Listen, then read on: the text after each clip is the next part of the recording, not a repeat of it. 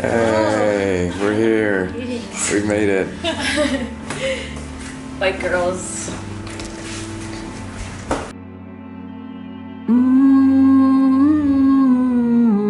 you don't fake it, then you're cool. Would you prefer to live the remainder of your life with a 30-year-old mind or body? Oh, that is so hard. 30 isn't so bad. Well, obviously, actually, this is easy, right? I'd rather have a 30-year-old body because, like, your mind can just, well, to a certain point, improve. Right. And you just gain wisdom and memories. But I think it's Depends. I think it's very matter of fact. Like, you either have your 30-year-old mind or you have your 30-year-old body. What happens? I don't understand. Like, if I picked a 30-year-old mind, what would the... So your mind doesn't develop past 30, nor does your body. I see. I want the body. I'm not changing my answer. That's fair. Smart choice. I think I would want neither. Why is that? I don't think that.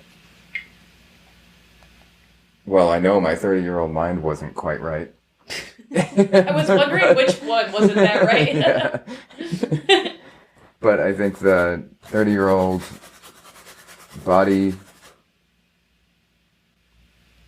Nah, I wasn't that happy. No. Nah. Okay. It depends on how happy you are with yourself, right? Like, Yeah, I think so. Yeah, that's gotta be that. absolutely. I mean, we've talked about aging. yeah, we do talk about aging. Yeah? Yeah, because I'm significantly older than. Which, when I first met Sam, I met her at the climbing gym. And when I first saw her, it's not like I thought, oh, she's my age. But when Andrew told me that she was, what are you, like 5? 35. Okay, so I'm turning 30 in September. Yeah. So, like, you know, I thought, oh, wow, like, shocked, actually. Thanks for that, always. Well, there's a stigma against aging. Yeah, especially for us. Yeah, and I try my best not to subscribe to that. That's smart. It's just like, it's ludicrous. I need to tell myself something, like, with the dating thing that works for aging, but I haven't quite figured it out yet. Yeah. What? Yeah, I can't even imagine that everything matters when you're aging. Or is it nothing matters? Yeah. Don't give me more things to worry about. Suddenly everything matters. It's not helping me. I think 37, that's where I'm at. Yeah. That's a strange one. Yeah. I'll call myself a late bloomer. I think I'm okay with that. It doesn't bother me. I feel the same way about myself. Yeah.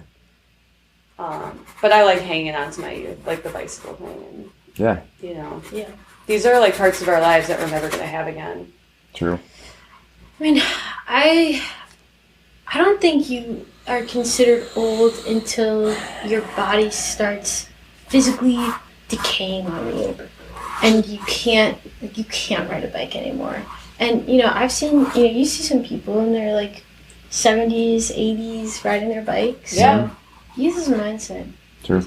I would hope to be like that. Yeah, me too. I would like to rid myself as much as I possibly can from the material body and live from like a soul-based existence where that stuff is just like an afterthought. Yeah. I find it kind of funny how much work it takes to do that. Yeah. How much in order to get to that place, it's like you need to cross a unlimited number of bridges. There's no shortage of work. Yeah, and I mentioned to Sam, you know, I was like, who do you follow on social media? And, you know, is it like, are we following like all people like under 30, or do we have like representatives in our life that are, you know, like 50, 60, 70, like they just don't exist as much on in what we see, and it would be nice to like have them you know, in our feed. Yeah.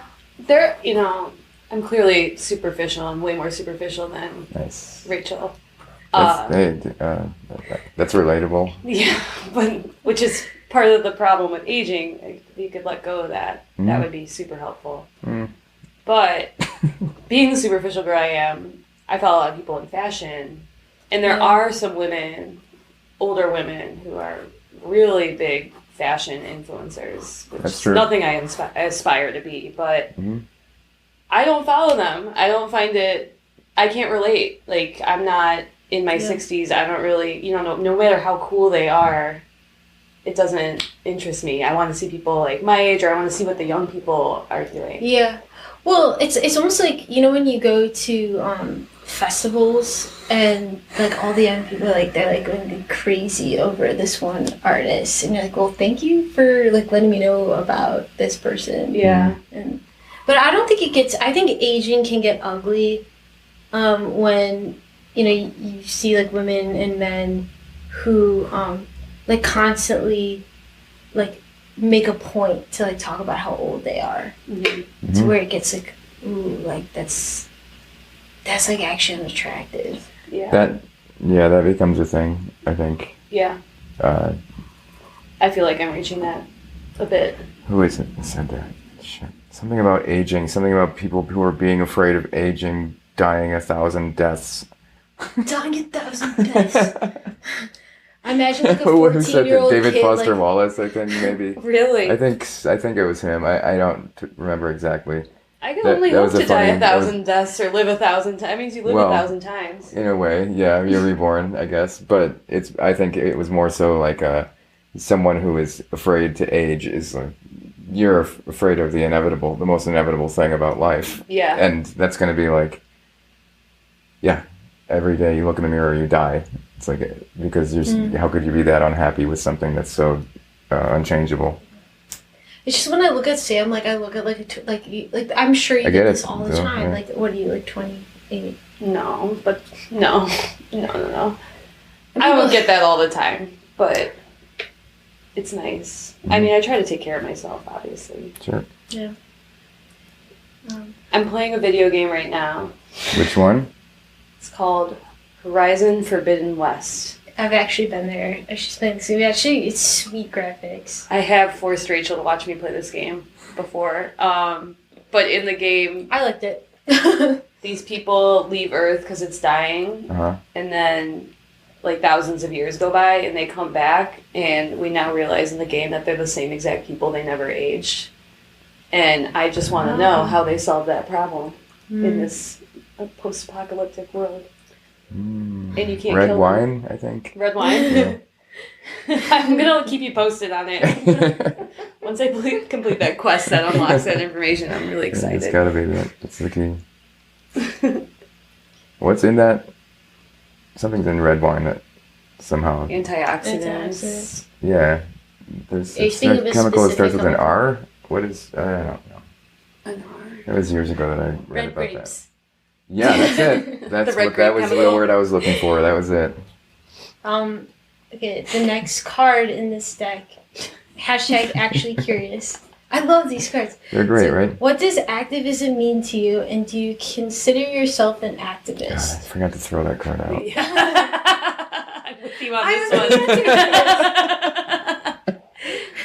one. I love this card. Okay. Okay. Activism to me is what it means to be in the light force, and essentially like spread good, spread love, find peace in your being, and that being like a very accessible activism that you don't have to like donate any money to. It's just something that you stand for, that you like metaphorically donate to. Immediately my mind didn't go to that, but you're like so right. I was just thinking like I don't like actively protest. Like I'm a woman and I believe in choice, and I've never been an activist for that. But in your sense of the word, yeah, I have been an activist for things that like I believe in, or I try to pass on things that I find to be positive. Mm-hmm. So, thanks for making me feel less bad about that whole thing. That's a good Rachel. one. Yeah. Yeah. I am not an activist, except through action. Very little through words. Yeah. Yeah. Well, Adam, you kind of Okay. you had a point in your life where you you made a lot of positive changes, and when you told me your story, it made me that felt like somewhat of activism in a way that lifted me up too. Yeah, I wasn't in activism. Yeah, that's for sure. I can say, I'll say that. That's this one snappy statement. Yeah. Let's see one of those next cards. No, this one's pink, so I'm nervous.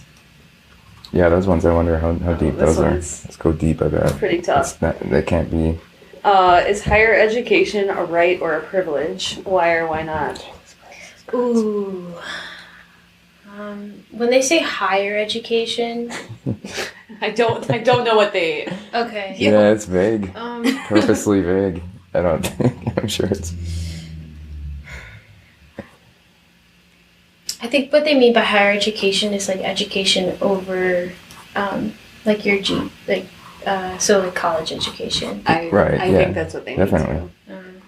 I thought you were going to come up with a new definition, There's, though. yeah, that would have been a Well, good moment to be existential or something. Yeah. A higher power, a higher education. Yeah. I have my thoughts on this. Do you have your thoughts on this? I think it's a privilege. Yeah. I mean, as it stands right now, that doesn't mean, do I feel like it should be just a privilege? Is that what it's asking? Is it? Yeah, it is. I think it's a privilege as it stands. You need to have enough It's an interesting money and social, support to be able to even do it. That's a privilege. Yeah. Fair. This is a big, huge question. I like it a lot. I don't like the question though, because I get what it wants you to talk about. Like maybe should it be? Well, so These are very leading questions. I think You will notice, higher I think. education should be a right. Right. But it's a privilege. But then even for those who seek higher education, and they don't necessarily have the means to do so, but they take out student loans. And student loans is one of those loans where you really, you can end up spending 10 years of your life for your higher education. That is such a privilege. Where I think for a lot of people that I know who had a higher education experience, I don't know how much we took it seriously or considered it such a privilege as it was just this is just the next step for us. Yeah, I think those who are privileged, it's just something that you do. It's not even considered an option. I think it's totally overvalued. Yeah, I think so. It's like a stasis mode, like a stasis pod or something that you put your body into if you don't know what to do with what you want to do with life. And everyone puts so much pressure on it, and it's not necessary at all. If you do know, or you're born to do something, or there's a trade that you go into that it's it makes sense, then it's okay, that's great. Other trades don't require it even a little bit. Right. So it's as a catch-all, I think that it kind of it functions in its social capacity, that it has people learning how to actually talk to each other and meet new people and to network. That's pretty important. That's not something that everyone has access to the experience of. I hate how people though are valued based on that, if they have a college degree or not, or where they went to college. Yeah, that It's shit silly. pisses me off. It's a good barrier of entry. It's a lazy sort of way to do the hard part of trying to figure somebody out, I think. Yeah. But who doesn't want to save time, I guess? And it's not hard to understand why you would do that and sort of categorize people. but as an employer or, just as some business related Yeah. purpose. That shit actually, like, infuriates me. Sure. Yeah, it is infuriating. I mean, there are plenty of, I guess you could call them conspiracy theories where, they don't want critical thinking Yeah. citizens. They don't, that's not something that the corporate overlords want because they need drones. But I think knowledge in and of itself is power, it's privilege, and it's all around us. And I don't think you need to go to a 4-year university to get that. There's so many like wonderful programs on the internet now where, I remember like Khan Academy, but it was more like math based. But now you can, there's all these like really cool programs online that you can take that, I don't know. Sure.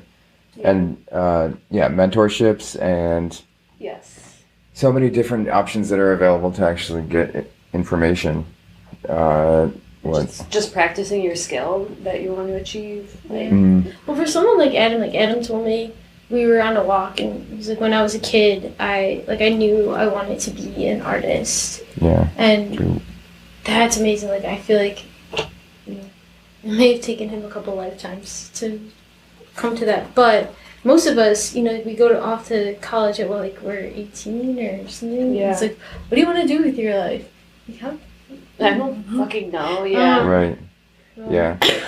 Well, I mean, that's what I kind of briefly was touching on a second ago when I was saying how you're conditioned to sort of do a thing. I needed to do art.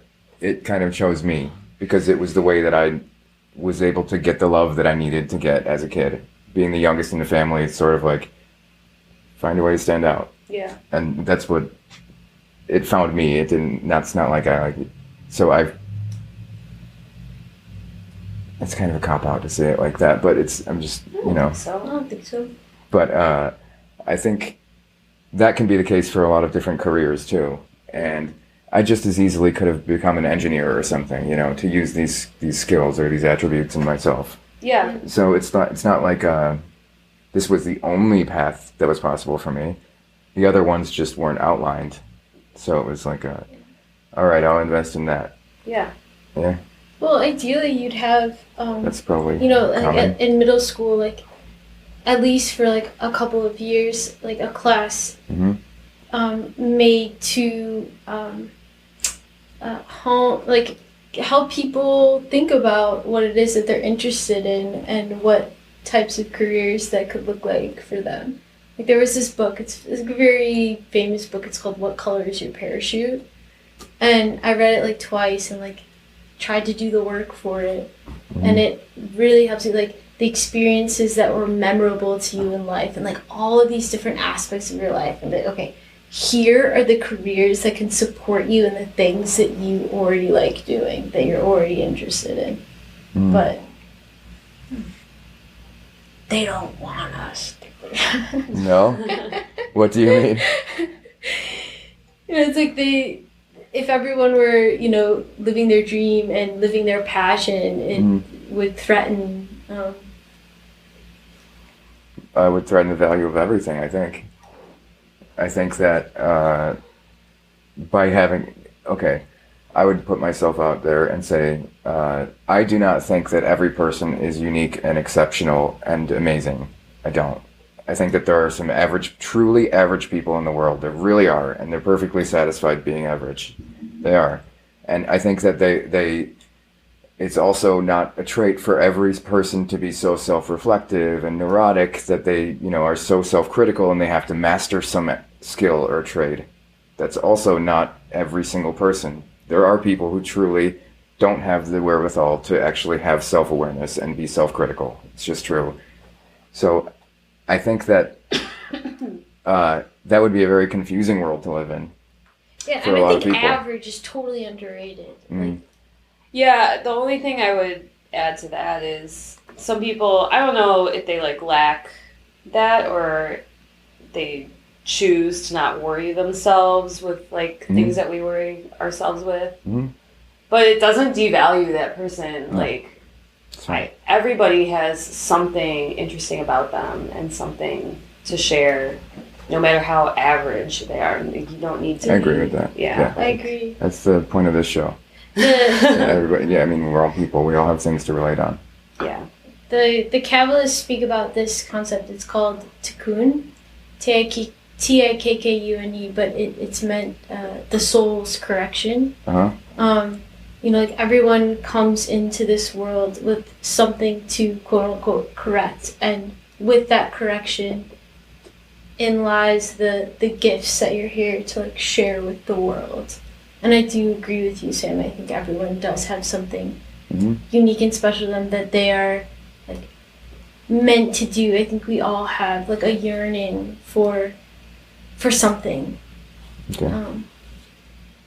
Yeah, I mean, if it's just like raising your fucking kids, like that's cool. Yeah. Like, It's an exceptional thing to do. Yes. It just is. Yeah, that's not an easy task. It's like I agree with that. And yeah, not everyone's challenge is the same. So that's not going to be. Rachel's got her cards ready. Well, I have 3. Let's hear it. So Knew you would love these stupid cards. They're great. there I love them as like a Hashtag emergency actually hat. curious. Are they called actually curious? Yep. Okay. Yeah. So one is what foods remind you of home. The second one is do you think about your environmental footprint? Why or not? And the third is what are you willing to fight for and why? Are there like 5 cards in this deck? We've gotten these questions on so many episodes. right, let's try I've and shuffled them shuffle so them? many Okay. times. Yeah. All right. Hang on. I'm gonna split it. I should discard some of these, but sometimes it's nice to have that sort of like, consistency.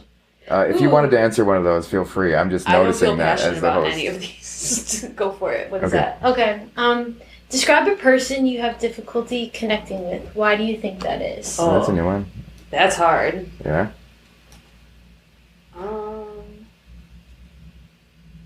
I'm gonna need like. Yeah, look no further. What? Just- That's not true. We've been friends for a long time now. I know, I'm joking. I don't know. Do you have someone you think of right away? Me? That I have trouble connecting with? Yeah. Let's That one's see. really hard. Who could someone who I have trouble connecting with would be, I think, any member of my family.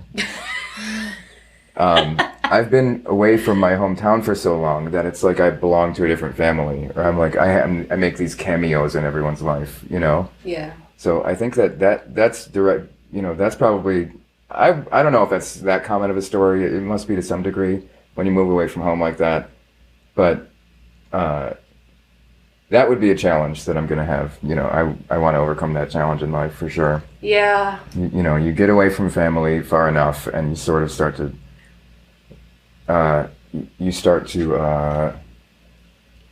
Alienate yourself in many ways, I think.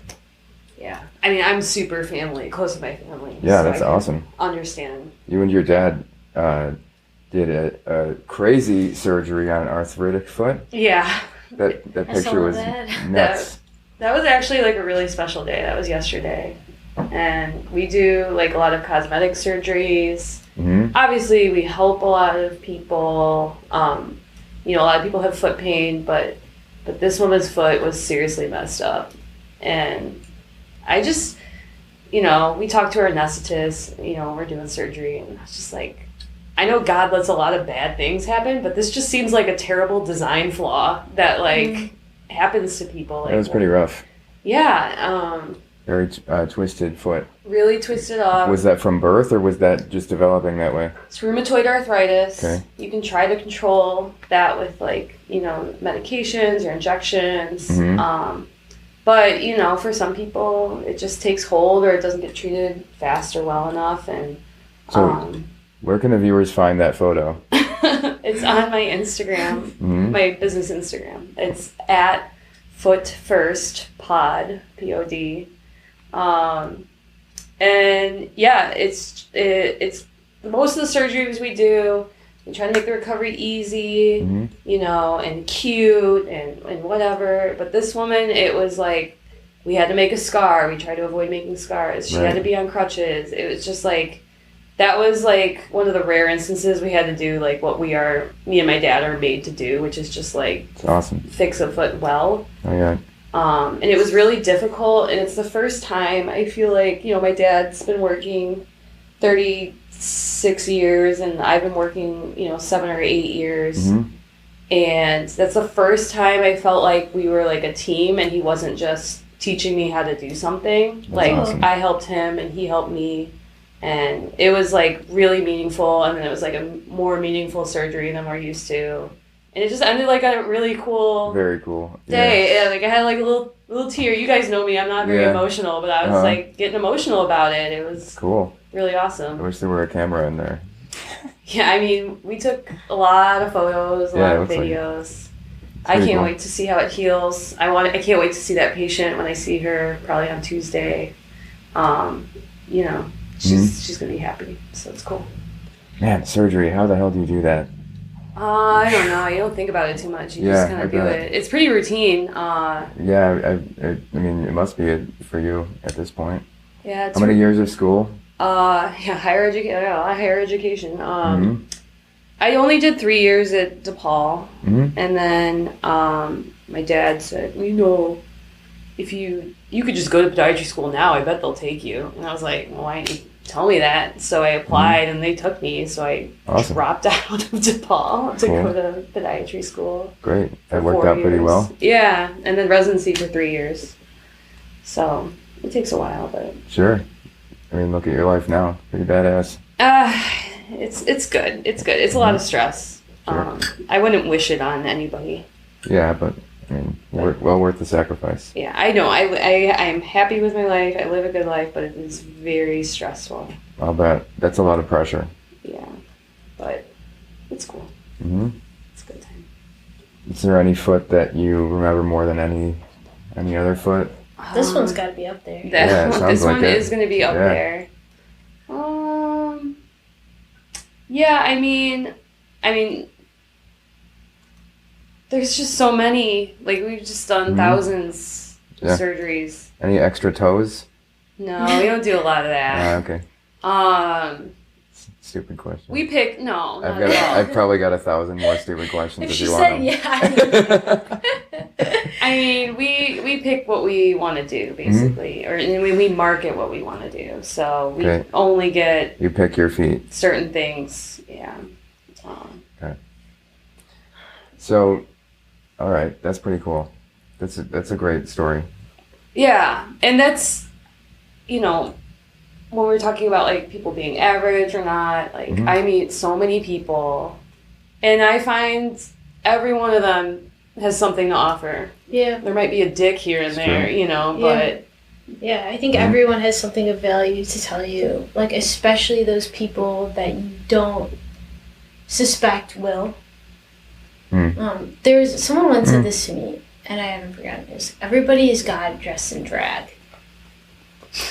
I don't know if I agree with that. God dressed in drag? Yeah, like, you know, everyone wears, you know, like disguises. But if you're open enough and patient to hear something that they might say something that is of value to you. I met an angel today at the bank. Oh, yeah? Did you really? The teller's name was Angel. Oh. But I wound up going in there so I could get a money order because there was fraud detected on my account, both my credit and checking account. So I was like, okay. I ordered new cards. Those haven't arrived yet. And this place, where I was picking up my car from, the collision center, I needed to bring them $1,000 deductible today. So I went to the bank and I went to get that. And the teller told me there's no money in my account. So someone had emptied all my accounts. and except for $645 in checking and $645 in savings. Oh my God. And I was like, this is deeply, deeply disturbing and a very scary moment. Yeah. But also, that's almost the exact amount I need to get out to get my car back. Yeah. So I was like, that is the wait. most bizarre, like, why not take it all? Why leave that shred like that? Like, why? How did this happen? I have no idea, but there was this credit union in Florida I wound up seeing from the charge, where someone, they took all my funds and put it all in some account. Can you get it back? They credited my account, so they did a temporary credit while they do all this investigation, Well, that's nice. which is good. Yeah. But that was a frightening moment. That's so horrible. I'm sorry. But Angel pulled through. The angel came to save the day. Now, did you make a joke to him? No, I didn't need to. It was like I made several jokes because I think I'm just like that. Yeah. I can't just be angry when someone's helping me like that. Yeah. It's like I'm not that person. Right. I think the circumstances could get pretty bad before I wind up getting sort of irreconcilable or unrecognizable. Yeah. And I think that's a trait I'm proud of, I think. Yeah, It's a good one. absolutely. Would this question describe a person you have difficulty connecting with? Unconsolable, not yeah. I thought about not actually Inconsolable. people from the outside, but parts of myself that I have had difficulty connecting with. Can you read the question again? I didn't Yeah, hear. so it's describe a person you have difficulty connecting with. Why do you think that is? Mhm. In terms of other people, that's it's not something I have difficulty with. But in terms of parts of myself, I think that's where the work is. Things that I've patterns of behavior or certain thought processes that it's that work of connecting with that part and why do you continue to do this when it is not the healthiest or most so and why do you think that is? Because you're stupid. Just kidding. Yeah, here and there, right? Stupid brain. Yeah, everybody's stupid sometimes. Mm. It's a Frank Sinatra song, right? I don't know. Ian would know that. I'm just kidding. I don't think it is. Okay, next card. Imagine yourself in the future. What will your greatest life accomplishment be? Have you done this one on the show yet? No, This one's these are too much good. pressure. These are good. I can answer this one. Yeah, you don't have to answer. I imagine myself in the future, just being content and peaceful with life, and having I think the greatest accomplishments will be having a dinner party, at least on Sunday nights, where there are people gathered around the table, and Cool one. there's laughing, there's grapes and almonds and chocolate and wine. Well, you have that now. I know. Okay, it's a nice image. I like the idea of visualizing like that. It's a good way to sort of make stuff happen. I think Arnold Schwarzenegger does that pretty well. He does. He's made his whole career in life around that sort of philosophy of visualization. He talks about it pretty often. But I don't listen very often, I think. I just happen to know that. This is there's some really hot button issues on these. Oh yeah. I kind of don't like that. Well, you should have seen the other cards. These ones were tame. The Oh, other really? the other decks were a lot more clearly hard left leaning, very leading questions. Okay. So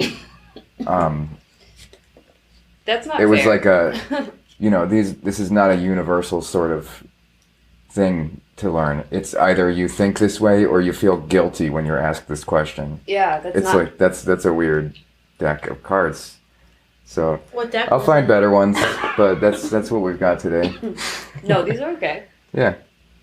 There's some nice ones. If you could pick anyone dead or alive, who would you shadow for a day?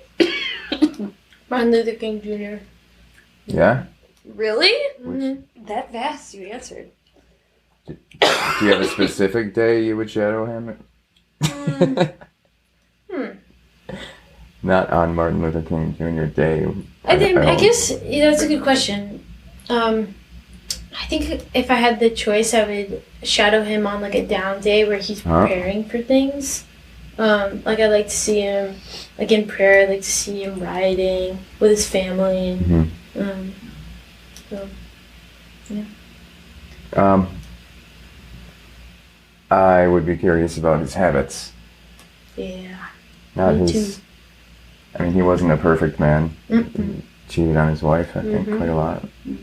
Oh, I didn't know that. So, yeah, like, it's funny what we do when we idealize people, how we dehumanize them. You know, Yeah. they just become nothing. They just become like a rubber stamp that we can put on something. It's Yeah. like this, he's definitely a complex person. Mm-hmm. Yeah. I've never thought about that before. That's a hard question. Yeah, it is. Who would I shadow?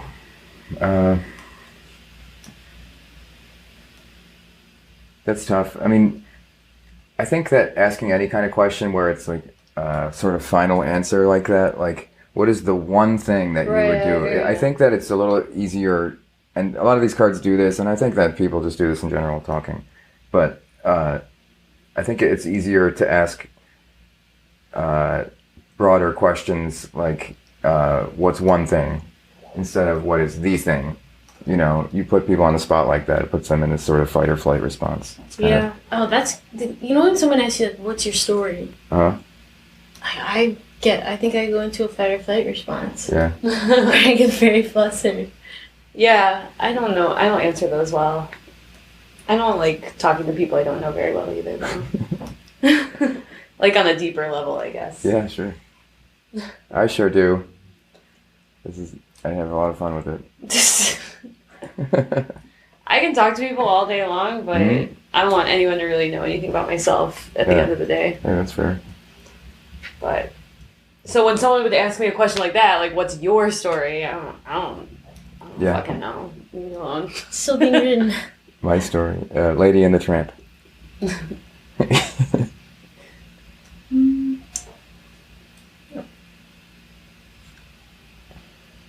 When was the last time you cried? What was it about?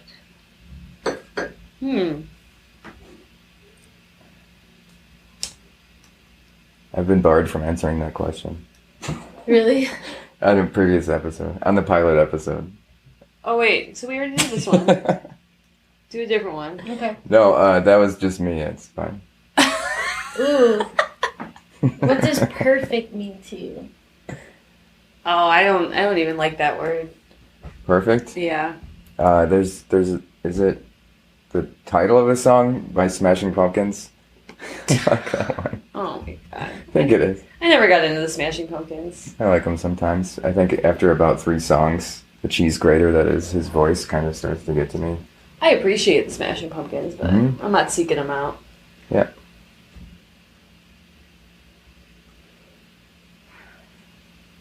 Okay, so we're nixing the perfect. What does perfect mean to you? Oh. You can answer. Yeah. You're, Okay. sorry. Well. So. Perfect. I think perfectly imperfect.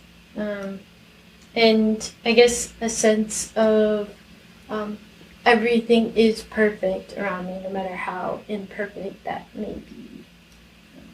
Mm-hmm. Let's see. That's a safe answer. I would agree with that. I think that I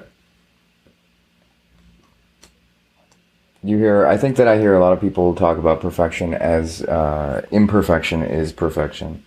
I think that's one of the nice cliches I've heard. That's Not all what cliches you're are, right? bad. You know what I Yeah. mean? Yeah. But I think that's one of the nice ones. To me. Let's go with that. Sure. Because I don't think there's. I mean, there is It's perfection. This has come up 2 times on the show. Both times I've answered that How are you on the same you can ones? play a I know how many cards are there, but you can play a perfect game of golf. You can have a flawless victory in Mortal Kombat. It's like perfection exists. If you set out to do something, you can flawlessly accomplish it. Yeah, sure. We could identify it I guess. pretty easily if we wanted to. The conditions are right, I guess. Yeah.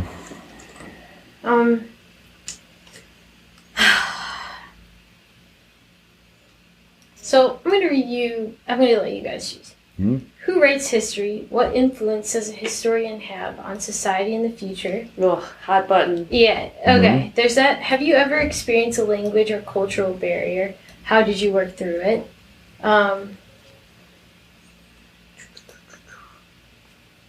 How do you measure one's potential? Are aptitude tests effective? Ugh. Seems like I hate all these questions. Yeah. Yeah. It's, I guess I just They make hate. me feel better. it's a lot. funny.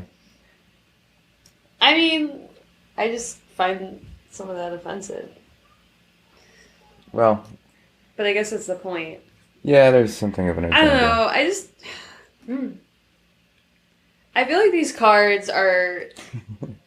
I mean, they're good for what they are, but I feel like a lot of people are gonna have the same answers. Of course. Unless you talk about specific things like in your life.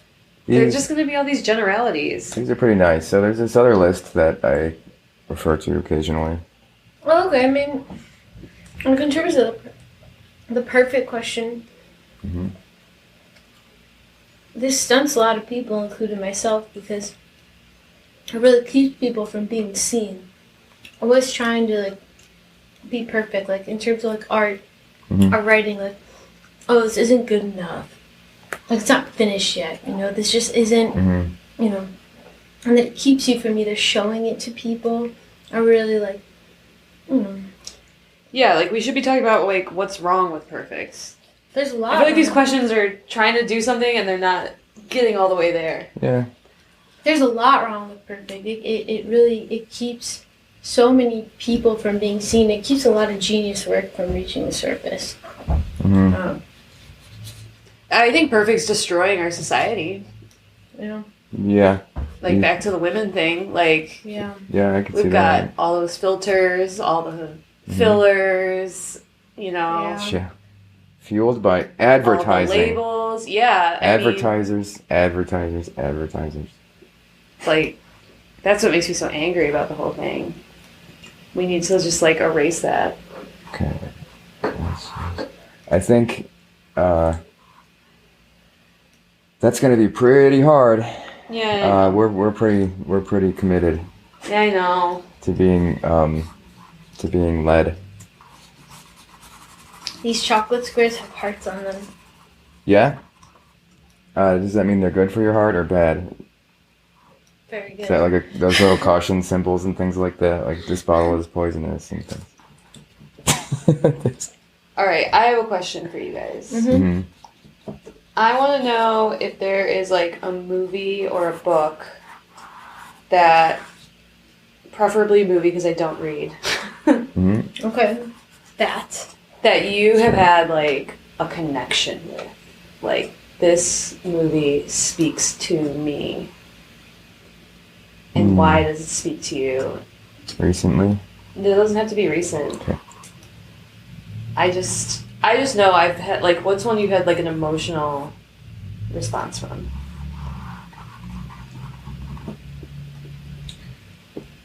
Let's see. We could pick up any book. Let's see. No, give me a movie. Oh, right. You asked for a movie. I think if you can help it. I think recently I had some kind of weird response to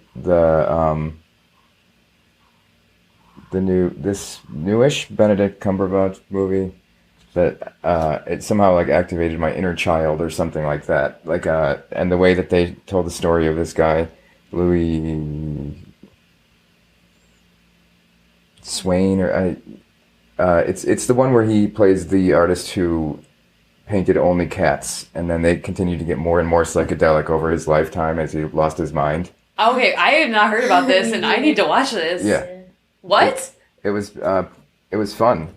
So the electrical life of Hey Siri, Well, I want to hear yours. I'm struggling to what's find the a newest movie. Benedict Cumberbatch movie called? This is Doctor Strange in the Multiverse of Madness. No, that's No, not that's it. not it. It's fucking serious. What is the Benedict Cumberbatch movie where he plays an artist who draws cats? I'm not able to get the answer to that question. Too many. Sue's a bitch. Well, I mean, I ask her really inefficiently. Adam, can I leave my chair Huh? to get another? Yeah. May she be Oh, excused. yeah. Okay. Yeah, of course. You lose your close up. Oh no! Boo! Now you get the close up. Oh no! Why'd you get up? So, The Electrical Life of Louis Swain or something like that. I And don't like, know. why do you Something connect like to that. it? So it was, let's see. I think the way that they told the story was really nice. I liked his sort of living adjacent to society kind of story. He was a madman, I guess, at some point. He became really schizophrenic, I think, and wasn't... It's not like it was charming. Schizophrenic people tend to make many metaphorical truths. It's like really interesting to talk to. Well, I mean, I say that because I worked at a psychiatric hospital, so I actually met schizophrenic people. Yeah. And like we're supposed to, to go along with everything that they're saying as if, it's reality. And a lot of things that they say are, that's good just advice. totally divorced from reality. But some of the things they say are actually like beautifully metaphorically true. Mm-hmm. Like I hear there's that. this one guy who believed that the government was sending him free money in the mail through like credit card offers. And like when you think about it, like these credit card companies are just sending people. I mean, that makes sense. Yeah. The person's not crazy. It does seem like that sometimes. Like, cool. What's wrong with us that we think that's not gonna? Why? I mean, They're just too trusting. Can we talk some more about that? Your time working in that hospital? Yeah, sure. What do you want to know? Well, I'd like to know what it was like. What was your daily, what were the daily happenings? What was your schedule? I guess I want to know. So it's a little bit different depending on if you're inpatient or outpatient. And if you're inpatient, you see these like rooms that are like the hospital setting super sterile. So you take people who are at their most vulnerable and you stick them in these like sterile, cold environments with people who are, like nurses who are like half trained to deal with like trauma, and it's really just like it's disappointing. So what was your responsibility there? I was a therapist there. So I met people that were coming out of inpatient and into outpatient. So people who attempted suicide, people with, bipolar disorder, just depression, anxiety. Yeah. Kind of anything under the sun. So, what was it like to have to detach from personalizing the interactions?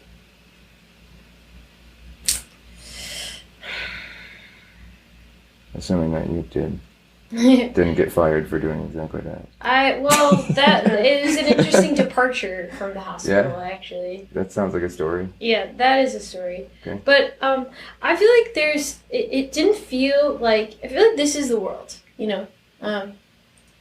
It may not have been like the bubble that I grew up in, but underneath, like inside that bubble was the same like anguish and pain and shit. And it didn't feel unusual. It just felt part. I felt like I was just tending to part of what already is. Okay.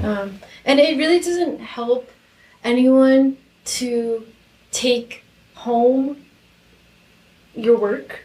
You know, I know it's really hard in practice, but you know, I thought I did a good job at that. Great. That would be hard for me.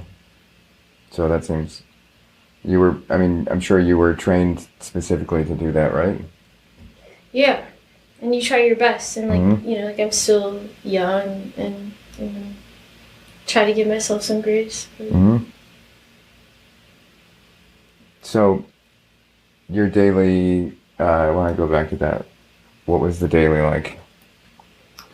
Time where you going in? I'd see individual people and then I'd run groups. I love the groups because it just gave, like, you know, I'd come in with like a subject matter, but sometimes people would, you know, come in with whatever it is they wanted to talk about.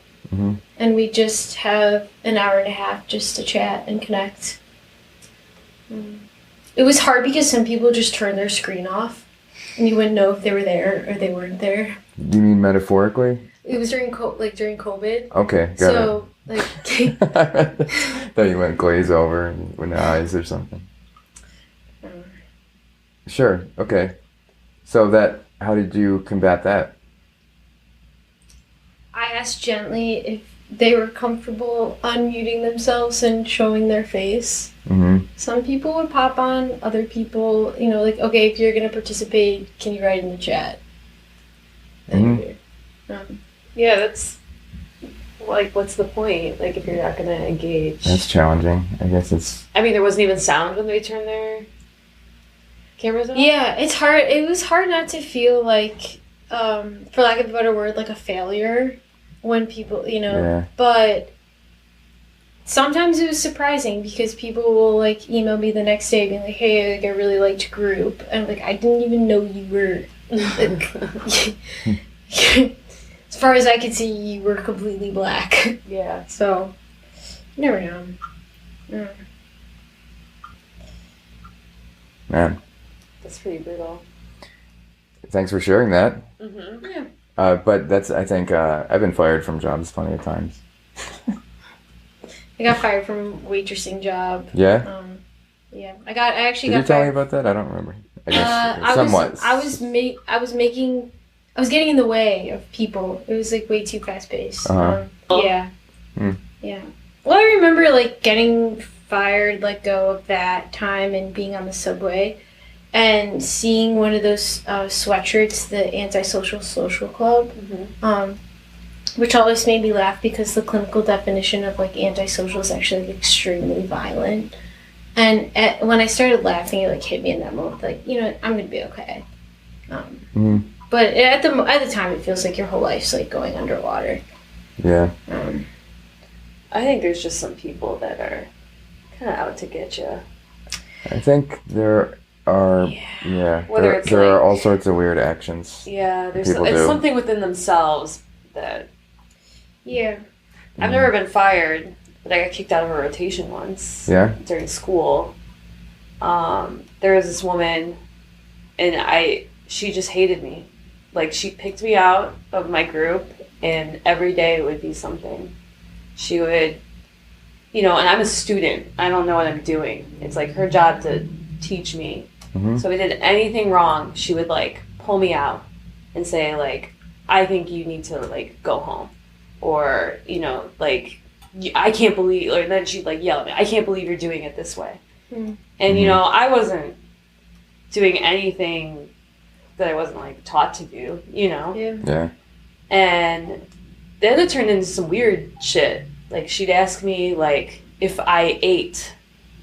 Like, do you eat? You're really skinny. Like... That's always a really funny one. Really strange things. And my classmates, you know, recognized it, too. So I was so nervous around her all the time because I didn't know what... It just turned into this really toxic thing. Like, I didn't know what she was going to do because, you know, every day was something. So she was, like, over my shoulder one time, and I was taking out stitches, and we take them out with little scissors. It's, like, very easy. But she wanted me to take them out using a blade.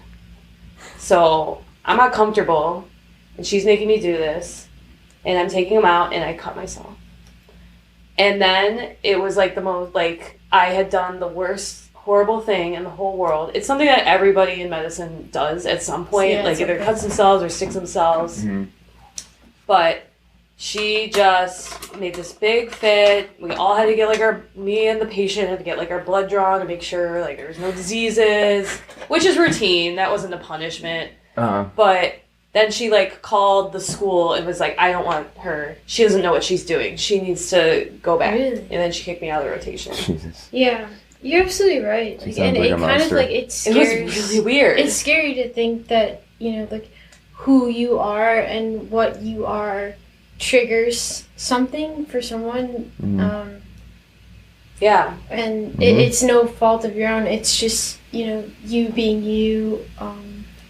Yeah. I've obviously made mistakes, and I've definitely made some in school, Mhm. but the way that she reacted to it Yeah. was really strange. Crazy. This is a crazy person for sure. So that's one thing that's kind of been reoccurring for me, not like a problem for me, but something like I see often in medicine is like how one of my mentors puts it is like people eat the young. Like it'll be like the older nurse trying to tear down that younger nurse. Yeah. You know, for whatever reason. That woman just trying to tear down a student who's trying to just learn how to do the profession. Yeah. So I've always carried that, like when we talk about activism, like Mhm. you need to be kind to the people you're teaching. Yeah. And there are idiots out there, but like it's your job as an older person in the profession to like make sure that the future is good. Yeah. And with mistakes in like actually both of our fields, like they're so actually like they're crucial to the growth of the surgeon, of the therapist, because they will happen, and those are the greatest learning opportunities. And to be like kicked out or reprimanded for something like that is really unfortunate. Well, maybe not the weed thing, but the suicide thing. Like, that's a great learning opportunity. Yeah, so suicide, I mean, look, so many people have passing suicidal ideation, and it's not normalized as much as it should be. And we kind of operate in an anti-life culture. It's not very...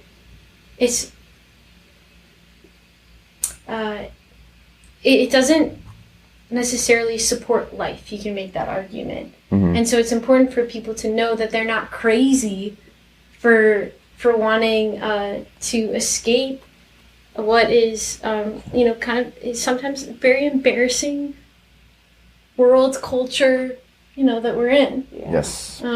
So, it was not the right setting for me. And it was also like, there were things that went on that at that place that were very weird. Yeah. So. Well, so on that topic of suicide, I think that I find it hard to believe when someone tells me they've never thought of killing themselves. I find it a little hard to believe because it's such a It's a natural. it's such an escape of obsession pain. that we see in so many areas of culture. And then also I've just had this in my head for 20 years. You know what I mean? This is like a thing this is a thought that arises, and it gives me this feeling that I have control over something. So it's like in the end, like that's the reality of that experience. But I think it's like it just seems crazy to imagine what life would be like if that thought had never occurred to me. And it seems that there are people who claim that. I'm like laughing and smiling because don't you know people like that who are just like so fucking happy, Optimistic and happy. Yeah. Yeah. and you want to murder them? Yes. It's those people who say that, and they might be true for them though. I really It's believe possible. Okay, so Adam, thank you for bringing this up. I think most people have had this thought at some point in their lives, but for those who don't, I think that they have been through the fire and made it out on the other end and have found happiness. Good. Through that. In terms of people who like claim to there's always something. There's always something going on with, The optimist in me wants to believe that there are people who are just happy. And with no problems. Yeah. I want that for someone. That should exist somewhere in the world, yeah. Yeah, it's not I gonna don't know. be. I feel It's those happy schizophrenics or something. more times that I don't, but I don't know, like there are waves and time periods that I've gone through that have been really, really tough. But like today I feel like, I'm very happy. Yes. Yeah, I feel pretty happy despite all the weird things. There were all these little miraculous things that happened. That's like I think I'm tuned more to those in amidst tragic circumstances. So, after I do all those dealings at the bank and I'm waiting for the bus so I can go to pick up my car, and I see I've got some time, so I go to get a coffee, and I feel like there's something behind my ear, and then I hit it, and it was just a bee that was just like hanging out on the back of my ear, That's like cute. behind the ear. I thought it was it's totally insignificant, but there are these moments where you're like, oh, the bee was behind my ear.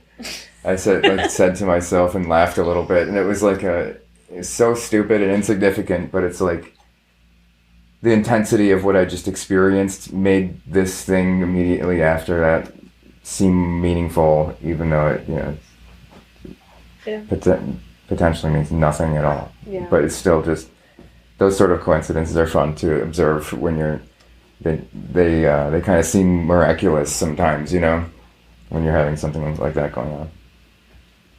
I think. So this hypersensitivity is what I'm getting at. That gets kind of created by that extreme sort of mental response, or I don't know the terminology here. What am I looking for? It's an extreme What I think sort of. you're saying is like, for instance, there was a day where it was over Memorial Day weekend where I literally spent the entire day and night in bed, and the only thing I could think about was this will pass, and then like coming out of that, I experienced like the opposite. It was kind of like, okay, the dark side of the moon was over, and now I'm back in feeling like I'm involved and like happy in life again. But is that what you meant? Like going through the extreme of emotion? Maybe just becoming hypersensitive after some huge event or something. Oh. I don't know. Yeah, well, And like you went through like a huge bout of grief, like I'm sure like Sam has, like I definitely have, Yeah. and you become like more attuned and more sensitive, and I think the best way. Yeah. So yeah.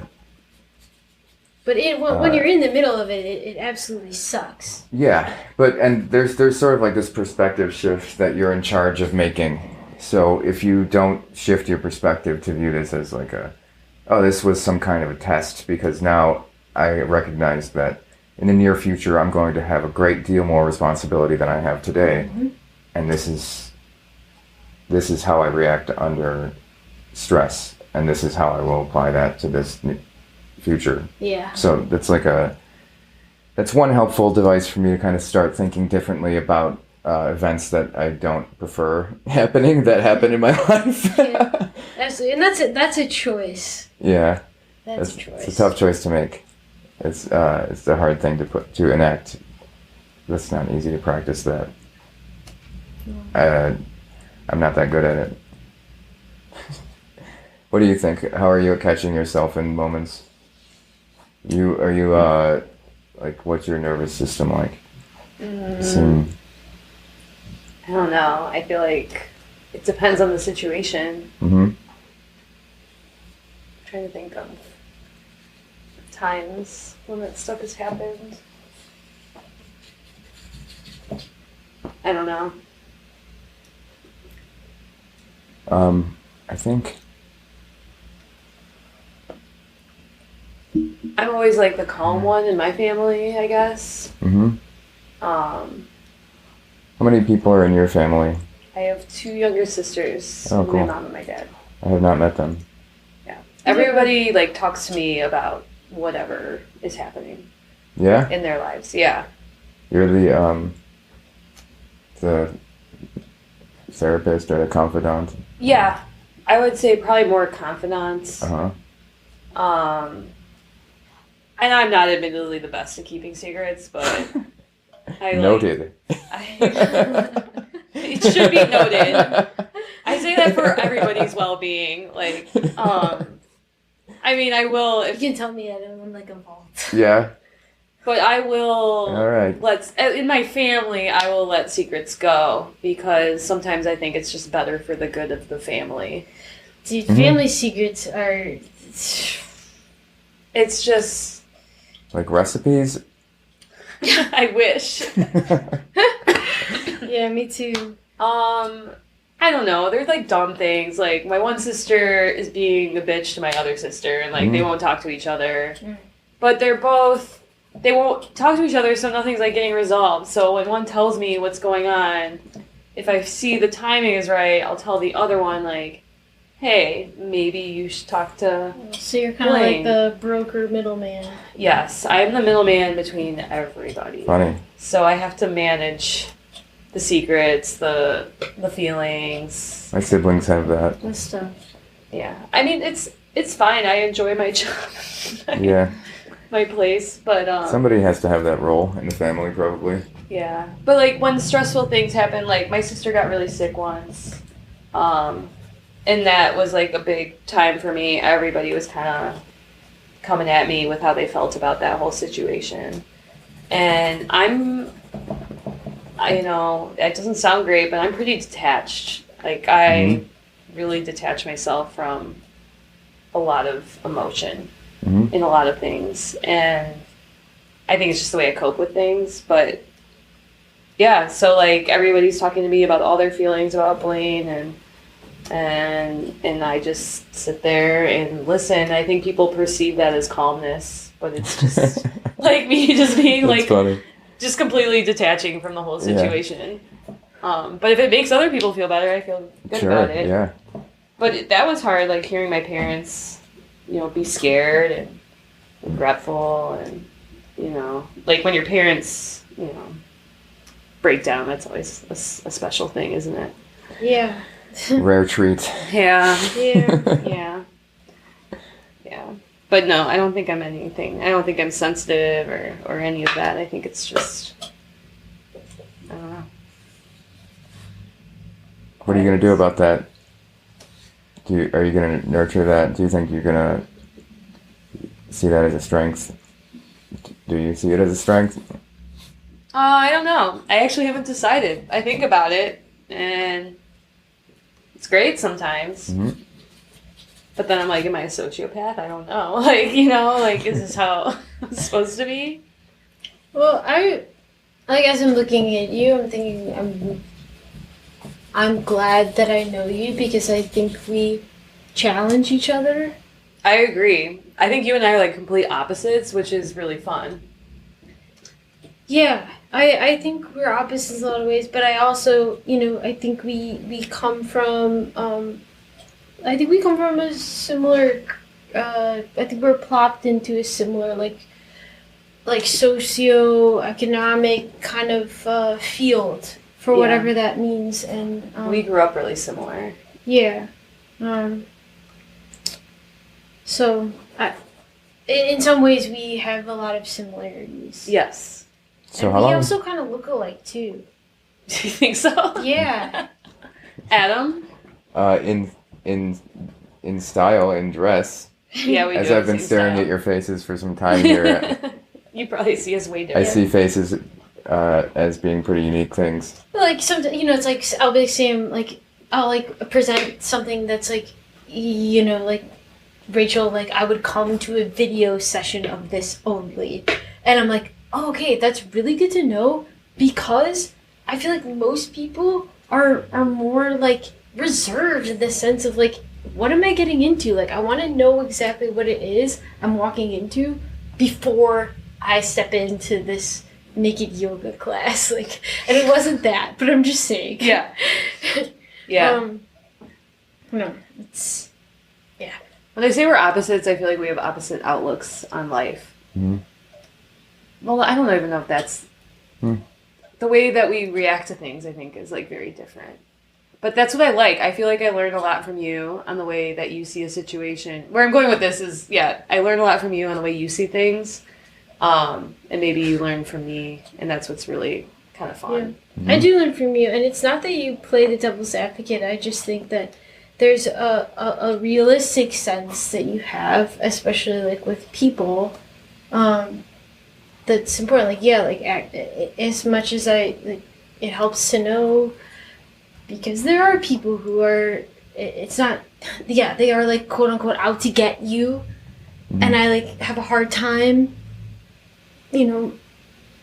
believing that, but it's true. Yeah. And there's always a reason behind that person, Yeah. Yeah. But, I guess I don't deny any of the, like, the shit that goes on in the world that's shit. It's just, I feel like I joined what I call the light force, and I'm, like, so dedicated to this cause that, like, a lot of times I don't disagree with you. I just, This is where the realist in me is like, what the fuck? But I love it. I'm like, tell me about this life force. I don't know anything about that, but I love hearing it from you, and I love thinking about things in a different way. Positivity, I'm curious. I think of that to as hear a your survival your mechanism. explanation. So, like, like, there's this, like, toxic positivity. Yes, I'm aware of that. Yeah, so that is very unhelpful in certain situations. Mm-hmm. But that But we can all bond on hating, like, the toxic positivity. but I see love and community as being the only, like, thing that's worth a damn for me. Mm-hmm. So I will try to align myself as much as I can with this force, and it's not always easy. I don't always want to, but it helps me to gain perspective. It helps me to survive. Mm-hmm. And it's not one of those things where you need to believe in God, you need to believe in Jesus. It's more of like, hey, test this out, see how it works for you. And if you like it, keep it. What doesn't work, just compost. Mm-hmm. So I think the Galactic Empire, the Light Force, I report to them directly. And, like, my role here is Soul Jedi, and I am here to love, and it's the most organizing force in the universe. So I can't hate people because it goes against my mission. Mm-hmm. That's it. It takes a lot for me to hate someone. Very nice. It's going to take a lot of intentional effort to cause me harm. Yes. For me to hate someone. Yep. Yeah. And that's not something I experience, like, ever Yeah. in reality. So it's That's not an easy thing to get, my hate. Yeah, same. I think where it gets tricky is the parts that the inner hate that we have, perhaps towards ourselves. Mm. That is kind of like in the fine print, where great, you don't hate anyone. Great. Do you hate parts of yourself? Oh yeah, of course. Duh. Don't we all think about killing ourselves all the time?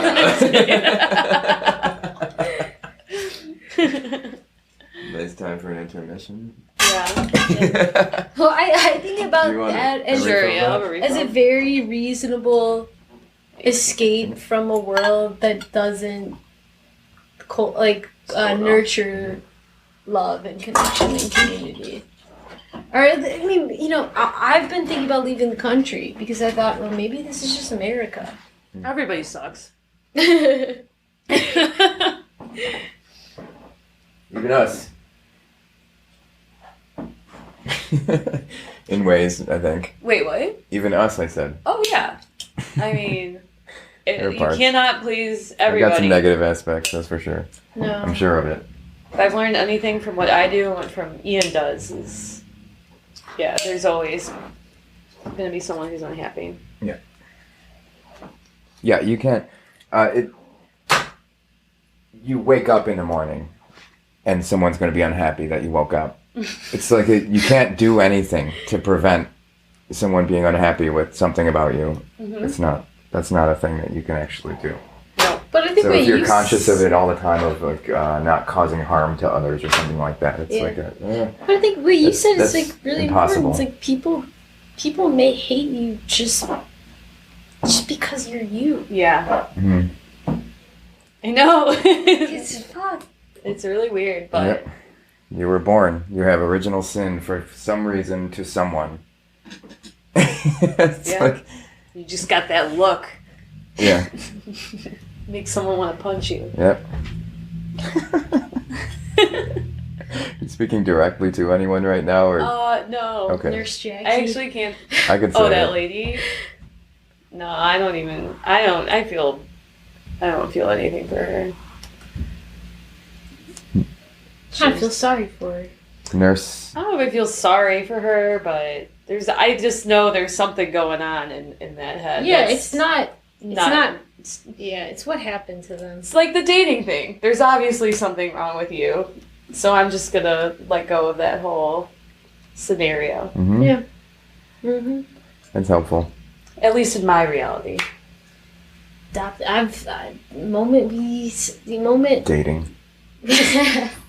For fuck's sake. Dating is ridiculous. You're done with dating. I'm done with dating. Yeah, you're a lucky duck. That's what you are. I'm not going to say the grass is always greener because it's not greener. No, it's just green. But there are positives. No, there's positives to dating. I enjoyed dating so much. I know it sucks, but you get so many cool new experiences out of it. Neuroses? I'm just happy I'm not heartbroken anymore. You can't let people change you. No, seriously. That's the biggest thing. You have to rediscover yourself after your world collapses. You have to rediscover yourself. It's your duty to yourself. Yeah. And if you don't, then, man, that is really, really a shame. Yeah. To me, dating was like a learning experience. Speed dating, you said? No, just dating. Just regular. Oh, no, I said for me, dating is just a learning experience. Yeah. Like, I learned something from every, significant relationship I was in. I could agree with that. Absolutely. Yeah. I thought that was kind of cool. That's important. You wouldn't be as good at being in your relationship with Ian as you are had you not gone through these other experiences. Right. So it's like college. It's like higher education for the soul. No, that's not true. It's higher education for being unselfish, being less selfish, or being able to be a partner. I don't think you can even simplify it. I don't have a vocabulary for this yet. I'm trying to so simplify big it. and complicated. all of these things contribute to the whole, though. Could you name what you learned from, like, your significant relationships? Yeah. There's, like, a few, like, big ones that I learned. I would say, like, the first time I fell in love, like, I loved this guy so much. And it drove me crazy. And it turned into that, like, classic, like, toxic relationship where you're just making shit up. Like, oh, who are you texting? Why is this girl texting you? Or what were you doing? And literally the same shit like they've always been doing, you know? And it was just something in my head and his head too, like turned over and it became this horrible thing. So when that ended, I said, I'm never doing that again. That was worthless. It didn't help anybody. He wasn't doing anything. It was you literally making shit up in your head. So, like, don't do that anymore. And that was, like, my first big done with jealousy kind of thing. Not that I don't... It's a good one. Jealousy sticks around. Toxic it jealousy. It comes through and whatever. I know what you mean, though. They say jealousy is like salt. A little bit enhances the meal. Too much ruins it. You said that... That's a nice like quote. our very It's a Jewish good quote. grandmothers or grandfathers. Yeah. That's very funny. I like that quote, yeah. I'll put that in the show notes. And then, like, the gift box. I'll put that in the gift box. The other big one was, like, value. Like, I dated a guy who didn't put the same value on our time that I put into it. And that was, like, I don't want to be with someone like that. And then, lastly, was, like, qualities in a person. Like, I dated someone who was a great person, but it just wasn't, like, right for me. Like, he had great aspects to him, but he also had flaws to him, and his flaws weren't something that I could work with. Like, everybody's going to have flaws. They didn't complement your strengths or something. It's that's a real thing. Yeah. And Ian, like, I feel like our relationship is good because we bring good out of each other. We're, like, we challenge each other to be better all the time. And it's really cliche to say that. It's the best. Yeah. It's nice to hear. Yeah. And it's nice to be around couples that do that for each other. Yes. I mean, I told him, I go, I'm proud of you all the time. You also embarrass me all the fucking time. But today I am a proud one, you know? So it's like... That seems like a common thing, is that each day you kind of go back to accepting the person. It seems like in a relationship, I think in the successful relationships, and it seems the best way to succeed that I've heard from podcasters and YouTube videos in relationships is to take every day sort of saying, I am choosing to be here today. Yeah. You know, and it's like you don't have to be that conscious of it or something unless you're obsessed with that concept. But I think that seems like that was some cool piece of advice that I was seeing recently on how to do this sort of like long-term successful strategy to being like, you know, consciously committed to partnership. I feel like people I don't know how much should apply that to like their truth whole there lives. is, but yeah. Just, I think what you need to do in a successful relationship is like accept like the whole person, you know, like you're gonna have bad days, you're gonna have good days. Yep. But you know there's a whole part. This isn't the like, you know, the whole thing when you have like one bad thing or one good thing. And I feel like people don't do that enough with each other either. No, we're very not generous. Yeah. I mean, you know, I think forgiveness is like a huge thing that people don't do enough. Because everybody makes a mistake all the time. And is that like the whole picture of your relationship? No. It's very much, I think it's grounds for your own unique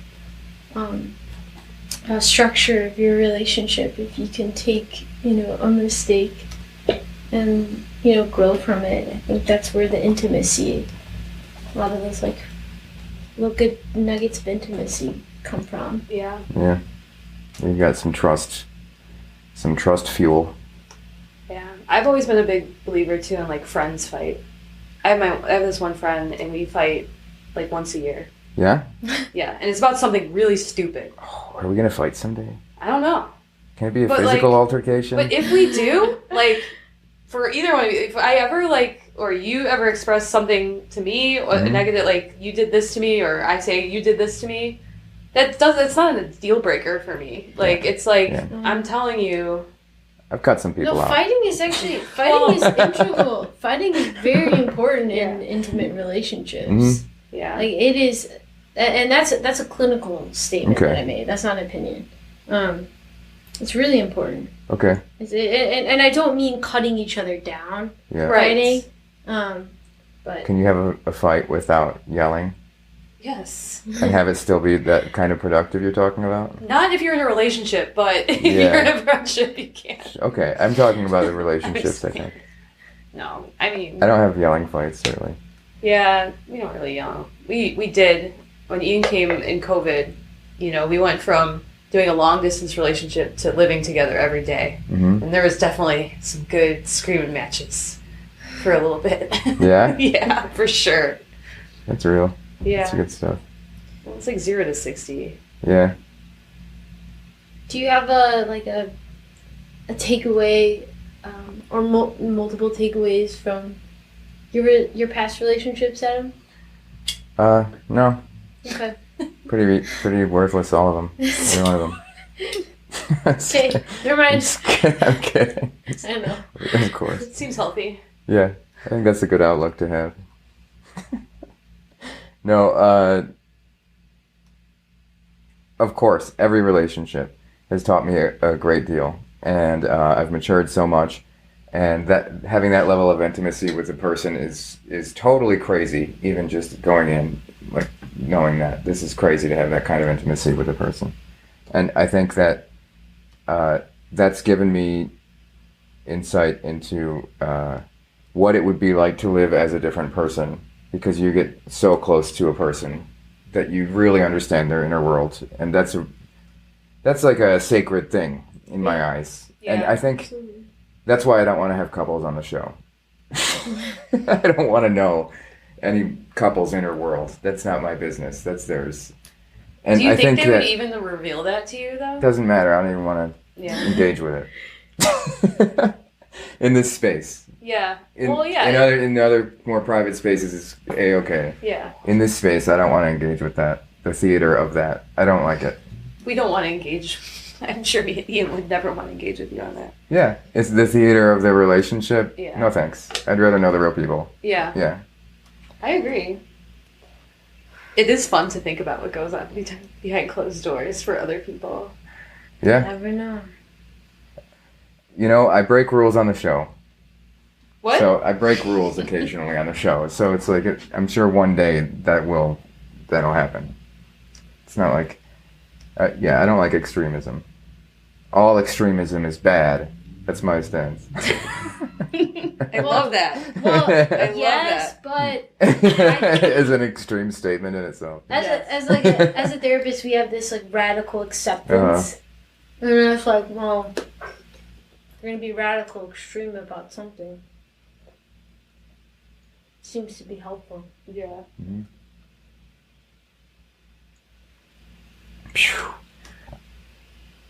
All right. So, we haven't taken a break. It is 3:51. So I know that you said you wanted to get out of here at a little after 4. So I was just kind of powering through. Yeah, we're doing good. Okay. I thought great. Are we? I've gotten very far in the painting actually. So I'm. Can I see? Nope, not until it's over. The reveal is a real thing. Okay. It's the real deal. Reveal. Okay. Fine.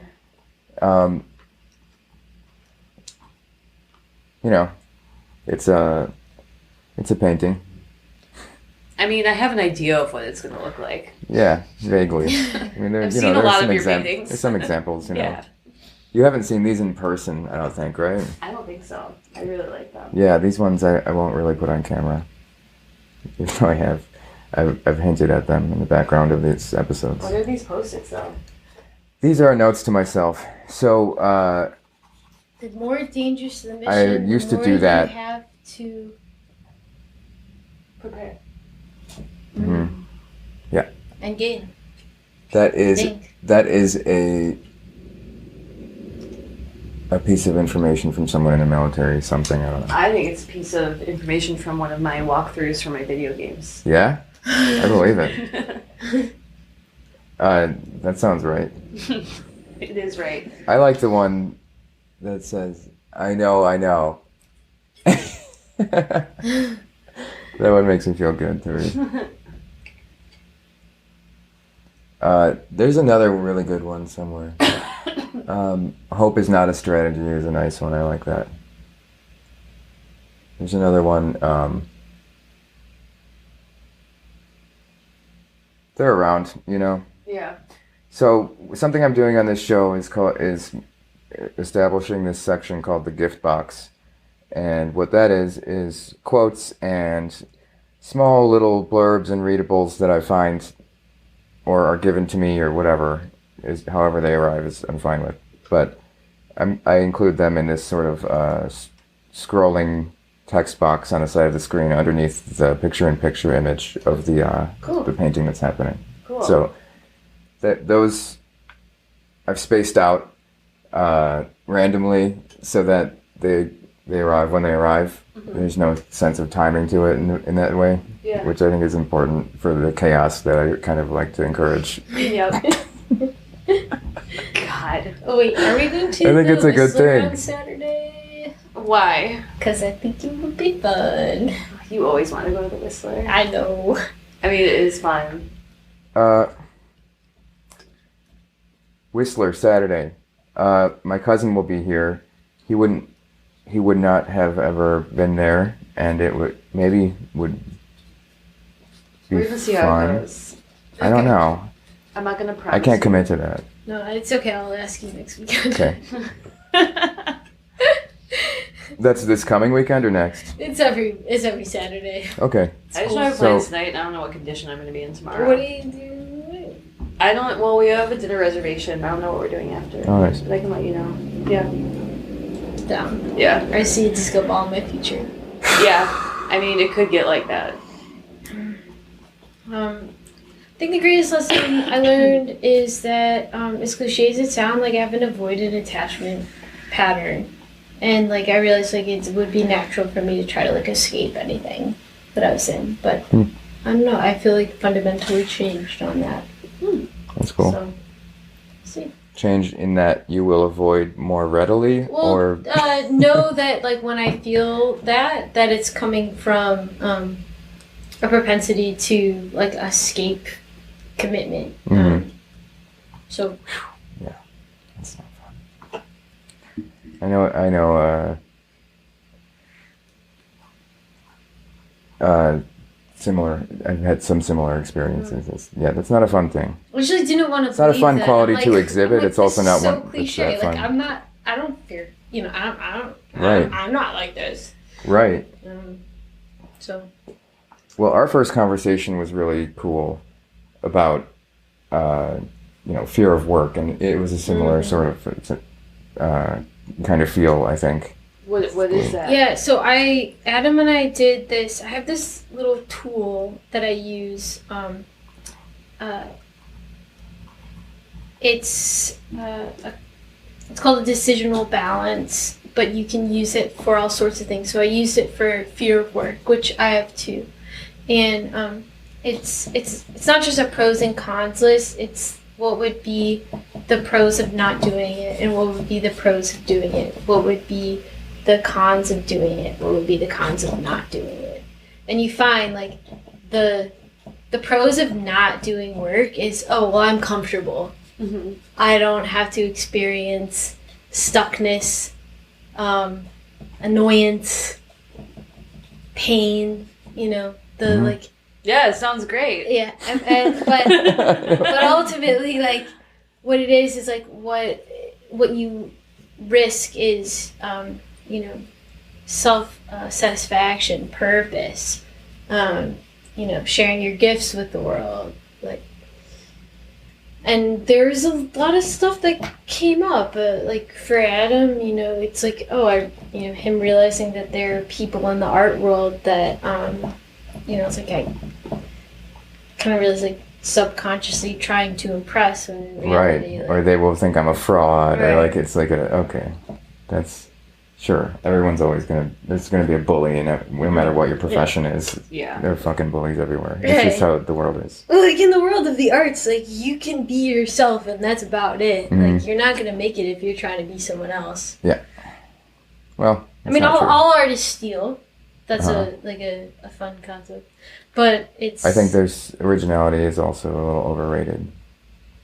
Yeah. We fetishize originality like it's a legitimate thing, like it's, you know, There's- like it's the only means to genius or something. It's not. It's not true. Everyone has like, every vessel has their own like unique way of expressing, like taking in information and expressing it out. So that was a cool conversation. Good list. Yeah, and then I was like, "Do you want to hang out? Do you want to go on a walk tomorrow?" So we did. Or no, it was the same day, wasn't it? I think it was the same day. It's fun. hmm And where did you go? We walked to a brewery. hmm I forgot the name of I don't it. remember where that actually specifically is. It's south of Ukrainian Village. It's south of here. Yeah. We might have witnessed a murder. It's exciting. Is that how you say it? We may have witnessed a murder. We may have been. I was ready to go down the tunnel. Like, maybe we should not go down that tunnel. Well, we're here and you can't leave me hanging. Oh, the murder in the viaduct. Mhm. Just some people fighting over something, threatening each other outside of their parked cars, and sounded like some really legitimate threats. Fun. Yeah, you know, we walked the opposite way Yeah. against our better judgment. I think that's good judgment. I think so too. I don't think there's anything you could have probably We wouldn't done have in that saved the day. situation. Yeah. We wouldn't have saved the day, but we could have ended it. You gotta weigh the risk benefit, ratio on that whole thing. I think it was a funny, just a funny small event. Yeah, but as I was writing here, I thought about like when you push yourself a bit to meet new people and engage in experiences, like it really opens itself up to the point where, I'm like, oh my god, I'm meeting Sam on Adam's podcast. Like I would have never been in this situation if I hadn't gone on cool. a walk with him. Mm-hmm. And like if I, hadn't reached out to Andrea and met Sam and like all these little things that it's hard to meet friends no matter what age, no matter where you are. And I was just like super grateful that I get to be here. Yeah, ditto. We're literally being painted right now. That's so cool. It's all right. Said you. Oh. I wouldn't say that's the best part of the show. To me, it is. That's and fair. It's really cool. Yeah. I think that's the most interesting thing. But What's that? you painting us, Oh, it just happens to be going on. that's also true. I think that's the format. Have you told the taking here. podcast about your what it was like for you as a kid? Like that moment or that point where you knew The artist thing? Yeah, Mm, I love that Not yet. story. but someday. No, I'm kidding. I'll say that. I think that I was drawing a picture of myself when I was a kid, where I don't know if it's a real drawing that I did or if it's sort of an amalgamation of several drawings that I kind of like have put together in my head. But I kind of remember it as a real drawing. So I did a drawing where I was on a stage and I was at an easel and there was an audience of people in front of me. And it was like, that's not a thing that exists. Like that's not what it means to be a successful painter. That's not. You don't like have an audience who cares to watch what you're doing. they're just sort of like, yeah, get out of here. We get that you did that thing. Just shut up. We're here to look at that. It's like that's the way people interact with art. So I think so? I know so. Yeah, Yeah? absolutely. Do we hear another critic? Well, I don't know. Here? I feel like A this, little, but I think that there's some truth to that. So the marketplace sort of demands that there's truth to that because they kind of silence the artists in a lot of ways. The dealers get to tell the story of the art. The artists don't get to tell the story of the art. So But you're- isn't And the this, historians tell the story of the art. And isn't not about the this art changing itself that, though? most of the time, but about the story of whose hands the art changed through over history and over time. Like that's the more important thing, to the provenance of the work. But I just feel like this This podcast is the show creates the antithesis. provenance. Yeah. But he has this photo of him as a kid, kind of doing what you see here, like with an absence of the audience is the viewership, I guess. But like at such a young age, It's a neat having visual. yeah, having a visual and a dream of not just being an artist. I think it was like, yeah, I could pick that apart so much and so easily, I'm sure. What I was needing, what I was imagining that I wanted, and what I didn't have. It's obvious why I drew that picture. But I think that the cooler angle of it is the one that we're talking about. Yeah, is it like, hey, I'm making this happen. Mm-hmm. And I was like, oh, that lifted me up. And oftentimes as kids, what we're interested in and what gets us inspired, it gets lost, but it still is a really good indicator of what we want to do as adults. Mm-hmm. Yeah, I think so. It's certainly where our temperament is created. I think for those looking for their purpose or meaning or some kind of fulfillment in life, I'll often ask them what were you interested in as a kid? Some people they don't remember, it doesn't hit, but other people, oh, I'd like to do this. Let's see what's in there.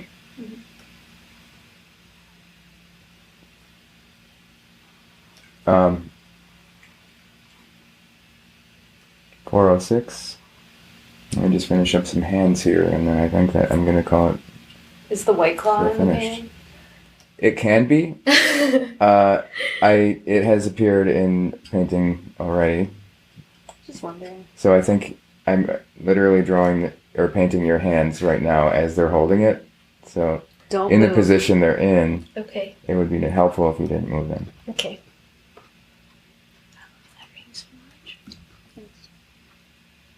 I love my ring too. So you need to be careful.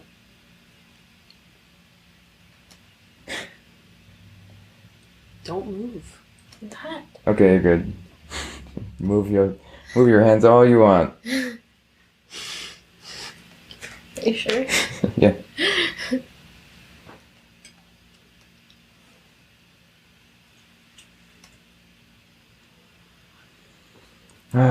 Okay. Cool outfits, you two. Thanks. Good colors. Good draping and stuff like that. Cool background.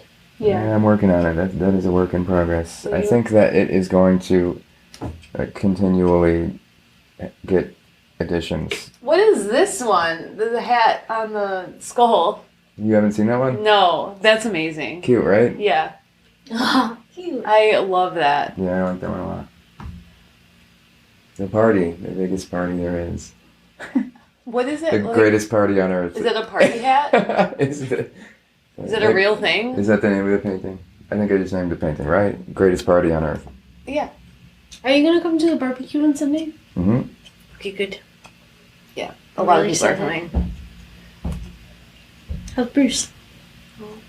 He's Bruce. He's so cute. My brother and his girlfriend just moved back, and they have a big Bernese Mountain Dog. Oh, those are nice dogs. They're beautiful and they're very nice. Yeah. I'm excited. I have new neighbors moving in, and they have 2 big dogs. Oh, has Bruce met them? Nope. Okay. He's gonna bark at them. Mm-hmm. I told him that. So he's gonna bark. Adam, what are you up to tonight? I have no plans, actually. Okay. Excellent. How about you? Well, depending on what Sam What day does is it, after Friday? dinner. Yes, Sam. I'm going to Alina's. If you guys want to go to Alina's, you could go to Alina's. My table is already filled. That's okay. I have limited funds right now. Okay. So. Well, Adam eats for free, so Yeah, I really don't want to take too great advantage of that. you should. You should actually take like all the advantage of it. And Eric hates everybody except for you. Yeah, we did really get along. We really do. I don't know how. He's going to be my personal trainer, I think. He's going to get me to Please shape don't up. let Eric. train my Is mind. that a thing? Yes. I won't. Okay, good. Is there a trainer? We got of along sorts? really well. Okay. We had a drink after filming the episode. Yeah. Some snacks and just, Good. It's hot. But yeah, you know, Adam eats for free, so you can always go with Adam. Yeah, I and brought I'm sure some you'll new be- art over there. Oh, you did? Is it hung? I think one of them had hanging hardware, but one needs to be framed. So it's like it's on an aluminum panel. Okay. The What? intense painting. Have I seen it? Yeah. I want to mention it. I took it off of being online. I Oh. wanted to only have a physical space in the world. The head one? Yeah. Yeah. Oh, that's cool. I don't want that to be. I'm just thinking Promoted. about the movie or the book question that like has had an influence on me. What's your movie? That's what I'm trying to. I know, I'm trying to think too, because I know a lot of them have, and I can't think of any. What's that? The movie, like, what movie is your, like, Yeah, you asked. spirit movie? Yeah, you did ask about that. And I said that one. Mm-hmm. That was one good one I watched recently. I don't know if there are a few more. Did you think of one? No. I was thinking about books at first because I like haven't been watching movies. Okay. But there- Same. I actually have specifically, intentionally not been. I've been doing like 10 hours of editing on these episodes a day. And I'm Yeah. losing my mind a bit, but it feels awesome. That's good. And then working on a cool painting I'll show you in a moment, other than this one. Okay, so we are at 4:10. I mean, I'm fine. I just wanted to leave, like, around then. Okay, I'm painting a few details up on the mantle, and then I have to paint the sword, and I believe it's finished. The sword. Forgot about the sword. How did I leave that for last? Yeah, what is wrong with you? Well, I think it needs to be a clean mark, you know, Yeah. like a one brush stroke kind of deal.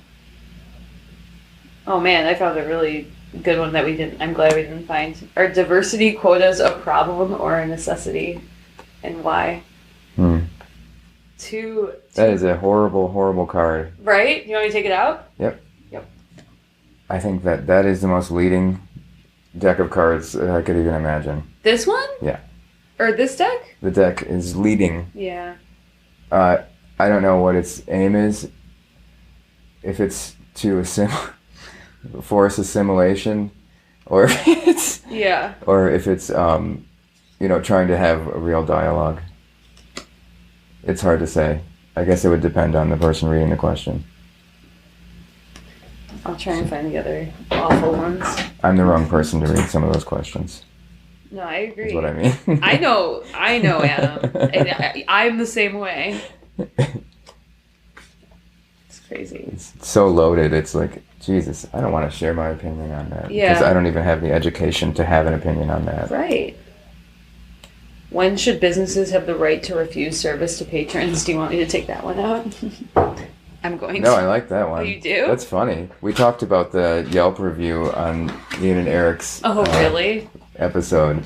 The crazy woman who threw a chair and stuff. Yeah. That's when you should have that right. More questions? No, we're just Yeah, we're just wrapping up. I'm just finishing up these last couple brush marks.